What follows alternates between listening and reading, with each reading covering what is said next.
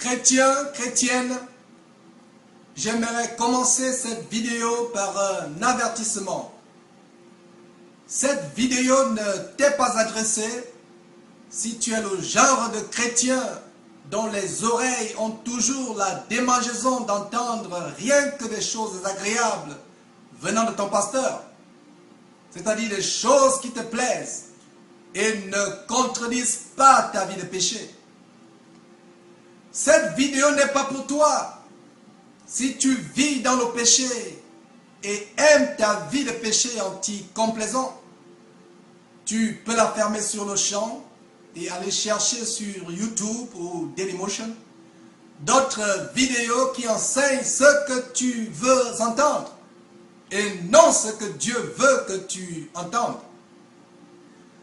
Cette vidéo est uniquement pour tout chrétien qui hait le péché de tout son cœur, cherche à plaire à Dieu et à Jésus-Christ et veut absolument éviter et à tout prix les flammes de l'enfer.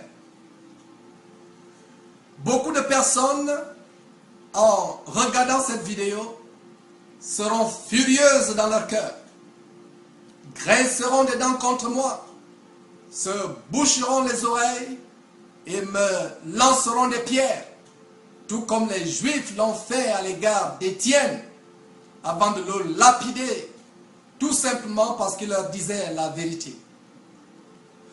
Peu m'importe, mon frère, ma soeur, peu m'importe. Je prêcherai la vérité et la volonté de Dieu pour toi, même si cela doit mettre ma vie en péril, ou me coûter ton amitié ou ta sympathie. Si je désirais plaire aux hommes, je ne serais plus serviteur de Jésus-Christ. Ma prière est que le Saint-Esprit te convainc de péché, touche ton cœur endurci et te conduise à la repentance sans laquelle tu iras en enfer. Toute personne, chrétienne ou non chrétienne, qui divorce et se remarie, commet l'adultère aux yeux de Dieu.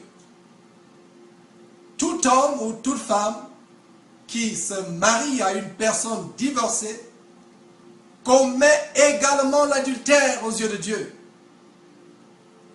Toi, chrétien ou chrétienne célibataire, avant donc de te marier, rends-toi un service en cherchant avant tout à savoir si ton fiancé ou ta fiancée s'est marié auparavant dans sa vie. Si c'est le cas, sors de cette relation immédiatement, malgré tout l'amour que tu aurais pour la personne. Sinon, tu enchaînerais toute ta vie dans les liens de l'adultère en épousant une personne qui a divorcé. Et toi, chrétienne ou chrétien, qui est actuellement marié avec une personne divorcée, ou qui t'est remarié après avoir divorcé, la volonté de Dieu pour toi est que tu te repentes et que tu mettes fin immédiatement à ce soi-disant mariage qui n'est rien d'autre qu'une union adultérine aux yeux de Dieu. Peu importe le nombre d'enfants qui en sont issus ou le nombre d'années qu'elles durent, peu importe toutes les maisons que vous avez construites ensemble, une personne divorcée n'a que deux options selon le Seigneur. Soit elle se réconcilie avec son époux ou son épouse, soit elle reste sans faire du sexe jusqu'à sa mort. On ne se marie pas plus d'une fois selon le Seigneur. Si tu es de notre avis là-dessus, prie sérieusement et sincèrement Dieu et lui-même t'éclairera sur ce que je suis en train de te dire. L'adultère, tout comme toute autre forme de fornication, te fermera la porte du paradis et te jettera dans les temps ardents de feu et de soufre selon 1 Corinthiens chapitre 6 verset 10 et Apocalypse chapitre 21 verset 8. Divorcer et se remarier ou épouser une personne divorcée est une abomination aux yeux de Dieu. Dieu n'a pas institué le mariage pour être rompu. Pas de divorce dans le plan de Dieu pour l'homme et la femme. Et je vais te le montrer à travers la Bible, qui est la parole et la volonté de Dieu révélée aux hommes. 1 Samuel, chapitre 16, verset 7, montre que Dieu ne considère pas ce que les hommes considèrent. Tu pourrais te marier 10 fois ou même 15 fois à la coutume, devant le maire, devant le juge ou devant toute autre institution humaine. Mais pour Dieu, on ne se marie qu'une seule fois. Se marier plus d'une fois, c'est tout simplement, aux yeux de Dieu, commettre l'adultère. Tous ces pasteurs et autres hommes de Dieu qui marient, soi-disant des personnes divorcées, rendront compte à Dieu un jour, car ils sont tout simplement en train d'enfermer les gens dans l'abomination de l'adultère. Le remariage après le divorce est un grand piège que Satan utilise pour entraîner beaucoup de personnes avec lui en enfer.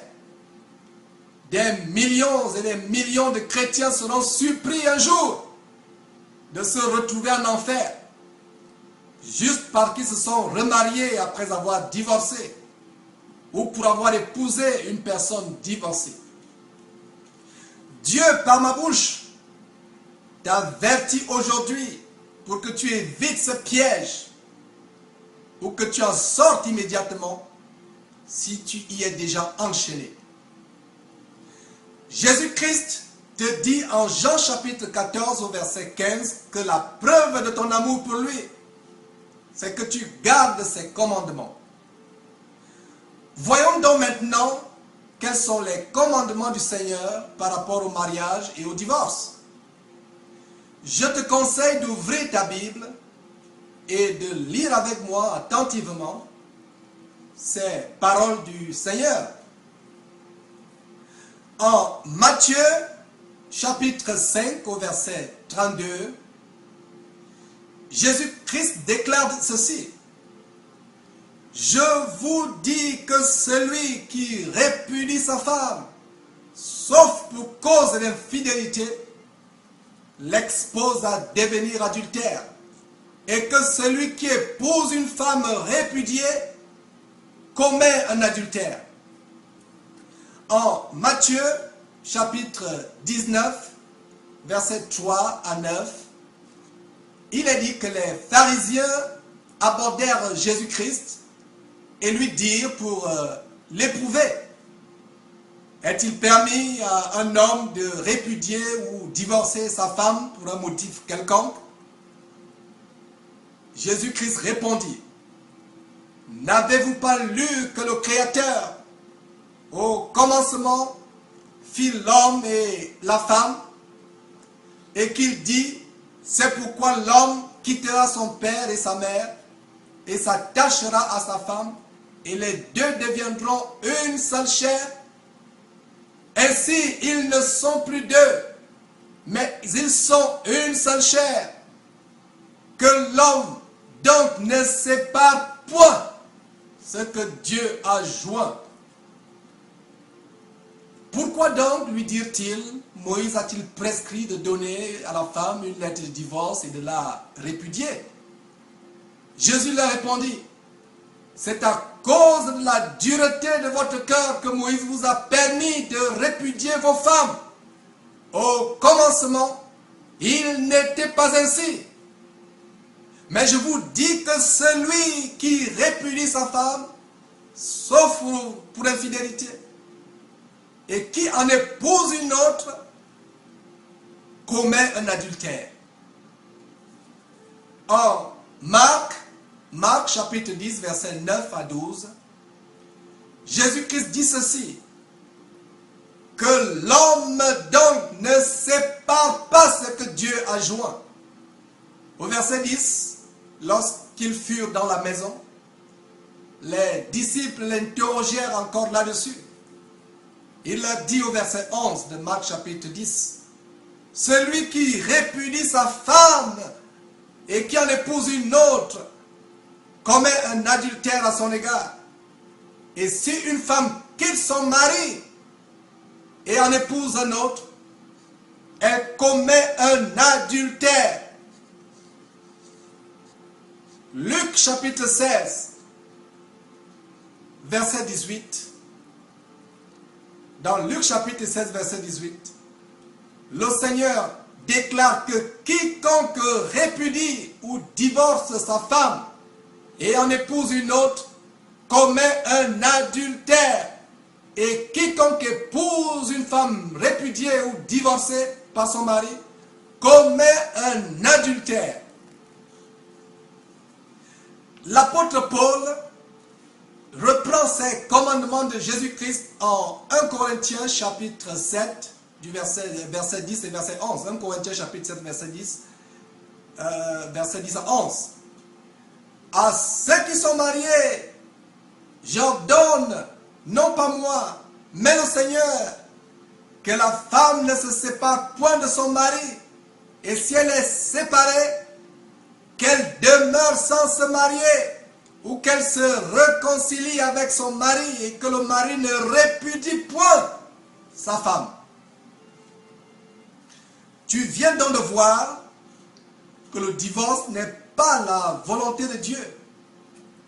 Il n'y a pas de raison que les chrétiens divorcent. Beaucoup de chrétiens divorcent principalement à cause de la rancœur, de la colère, de l'orgueil et surtout du manque de pardon à l'égard de leur époux ou de leur épouse. À Simon-Pierre, qui lui demandait combien de fois il faut pardonner son frère, Jésus répondit en Matthieu chapitre 18 au verset 22 qu'il faut pardonner 70 fois 7 fois. Ma compréhension de cette réponse, c'est qu'il faut pardonner sans cesse à ceux qui nous font le mal. Au verset 34 et 35 du même chapitre 18 de Matthieu, Jésus déclare que le Père livrera aux démons tourmenteurs quiconque ne pardonne pas son prochain de tout son cœur.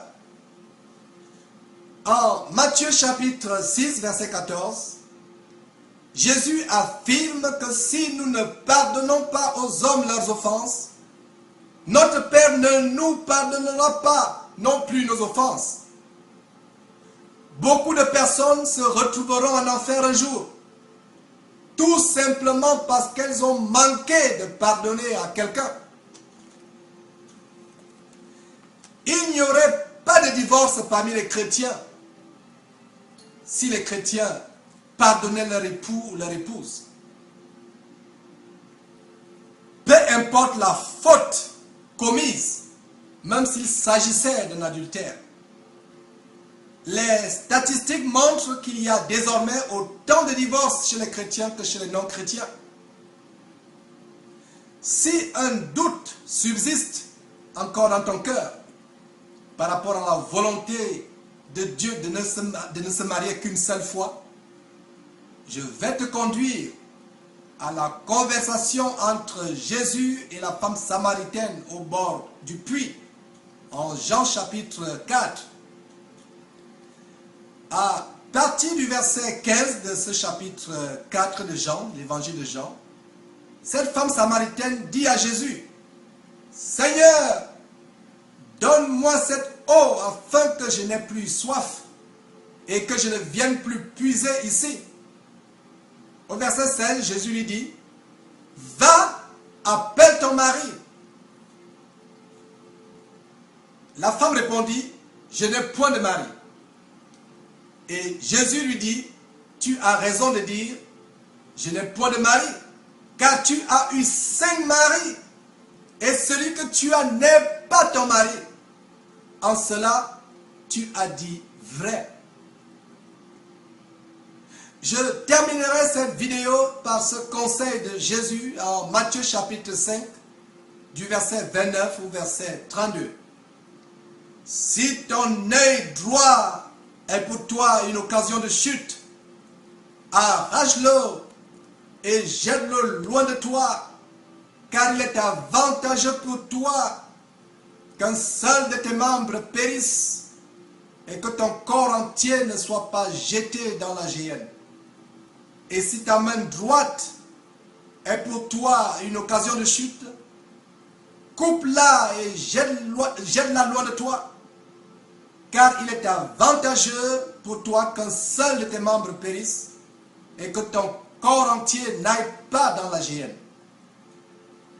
Que la paix et la grâce de Christ Jésus, notre Seigneur et Sauveur, soient avec toi.